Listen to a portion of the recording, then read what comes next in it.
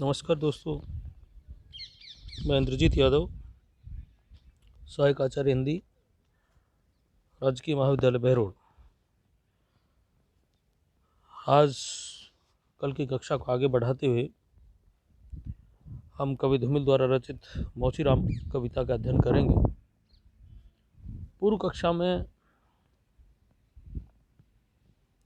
हमने पढ़ा कि कवि या ग्राहक कहें जो मोचीराम के समक्ष उपस्थित हुआ है, एक ग्राहक के रूप में कवि ने वहाँ मोचीराम का उद्बोधन सुना और मोचीराम ने बताया कि हर आदमी मेरे लिए एक जोड़ी जूते के समान है और मरम्मत के लिए खड़ा है। यानी कि जो आदमी गरीब है, दीनहीन है, आर्थिक विपन्नता है, जूता मरम्मत के लिए मोचीराम के पास लेकर आया है, तो उसकी मरम्मत हुई तो मानो उस आदमी की मरम्मत होगी। उसका जो आर्थिक पिछड़ापन है, कहीं ना कहीं उसको किसी रूप में संबल मिला, सहारा मिला।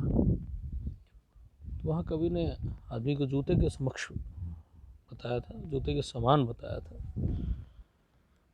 उसी बात को आगे बढ़ाते कवि मोचीराम के माध्यम से कहते हैं, यहाँ तरह तरह के जूते आते हैं और आदमी की अलग अलग नवैयत बताते हैं।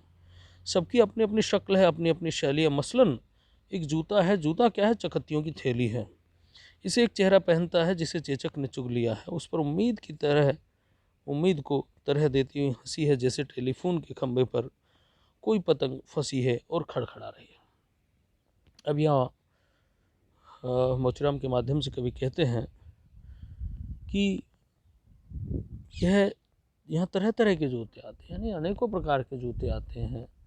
कोई बहुत अच्छे भी हैं, कोई बहुत ख़राब भी हैं, कोई पहली बार जो है मरम्मत के लिए आए हैं, कोई बार बार मरम्मत के लिए आ चुके हैं। वहाँ एक व्यक्ति की विपन्नता और आर्थिक व्यवस्था की बात कहते हैं कि बार बार कुछ जूते हैं जो बार बार मरम्मत के लिए आते हैं, यानी कि उसके मालिक के पास नए जूते खरीदने का पैसे नहीं हैं, आर्थिक रूप से वो विवश है, विपन्न है। तो जो दीनहीन शोषित वर्ग है, उसकी दशा को कभी यहाँ व्यक्त करते हैं कि यहाँ तरह तरह के जूते आते हैं और आदमी की अलग अलग नवैयत बताते हैं, हालात कि अनेकों प्रकार के जूते आते हैं मेरे पास। यह हम आज के वर्तमान संदर्भ में कैसे कहते हैं कि बहुत ज़्यादा ब्रांडेड भी आते हैं, कुछ सामान्य जूते भी आते हैं, बहुत महंगे महंगे भी आते हैं, बहुत सस्ते भी आते हैं। और उन जूतों से व्यक्ति की औकात का अंदाज़ा लगाया जा सकता है, व्यक्ति के हालात का अंदाज़ा लगाया जा सकता है, और किस तरह का गरीब है, अमीर है, या दीनहीन या व्यवस्था की अवस्था में है या नहीं है। इस सारी बातों का अंदाज़ उसके जूतों से लगाया जा सकता है। अगर यह तरह तरह के जूते हैं तो आदमी की अलग अलग नवैयत को ना हालात, कि किस आदमी की हालात कैसी है, इसका अंदाज़ा मैं उसके जूतों से ही लगा लेता हूँ। यह स्पष्ट है कि जूते व्यक्ति की औकात बताने वाले साबित होते हैं। कि यदि किसी ने ब्रांडेड, वैसे तो जनरली ये होता है कि ब्रांडेड है तो वो सुधरवाने नहीं जाएगा, हो गया तो उसको फेंक के दूसरा लाए, क्योंकि वो सक्षम है, समर्थ है। लेकिन जब कोई गरीब आदमी होता है तो बार बार उस चीज़ को सुधरवा कर पहनने की कोशिश करता है, क्योंकि नए के लिए उसके पास पैसा नहीं है। तो इसलिए उसकी जो दीनहीन दशा है वो उसके जूतों से पता चल जाती है। अपनी अपनी शक्ल है, सबकी अपनी अपनी शक्ल है, अपनी अपनी शैली है। मसलन एक जूता है, जूता क्या है? चकत्तियों की थैली है, कि सबका अपना अपना एक शैली है, अपनी अपनी एक शक्ल है, अपना अपना एक तरीका है।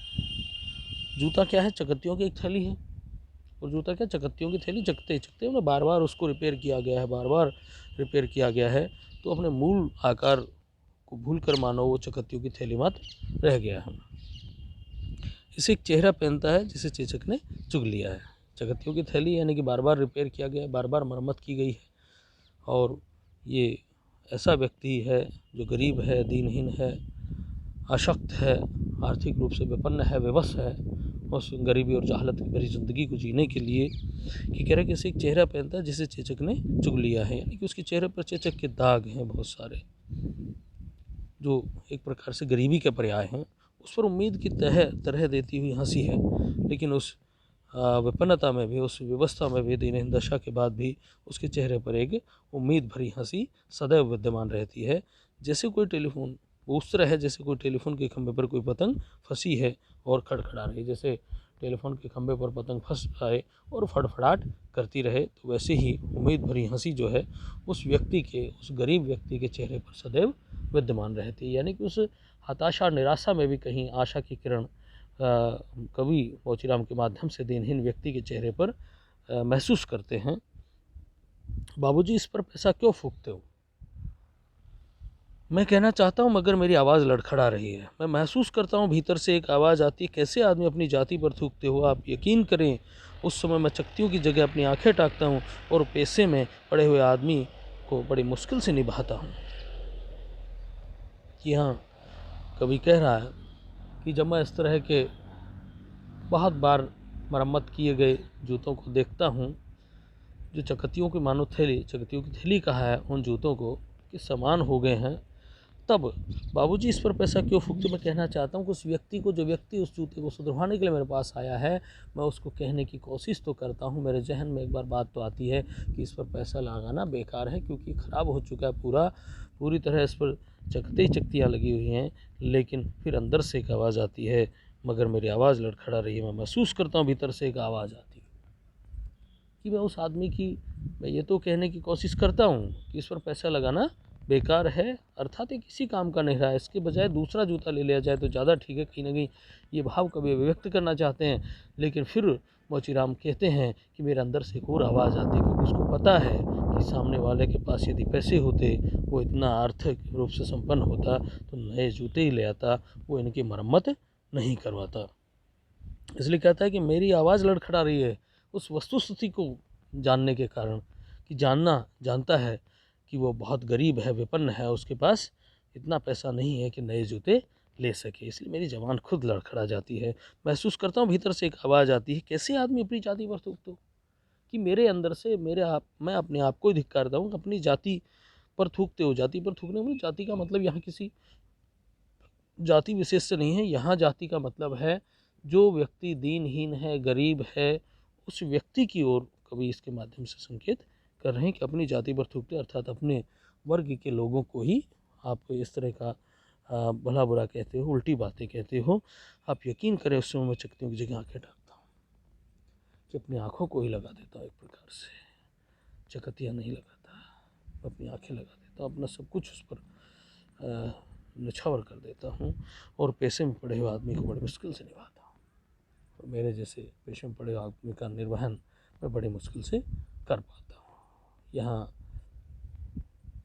मोचीराम जो कि कवि के माध्यम से अपनी बात कह रहे हैं, कवि मोचीराम के माध्यम से अपनी बात कह रहे हैं, और कवि समाज के जो दिनहीन, जो गरीब निम्न तबका है, गरीब वर्ग है, उसकी व्यवस्था को अपने शब्दों में अभिव्यक्त करते हैं कि वह कहना चाहता है लेकिन कह नहीं पाता, क्योंकि उसे उसकी वस्तुस्थिति का पता है कि वो गरीब आदमी है, पैसा कहाँ से लाएगा। धन्यवाद दोस्तों, फिर मिलते हैं अगली कक्षा में।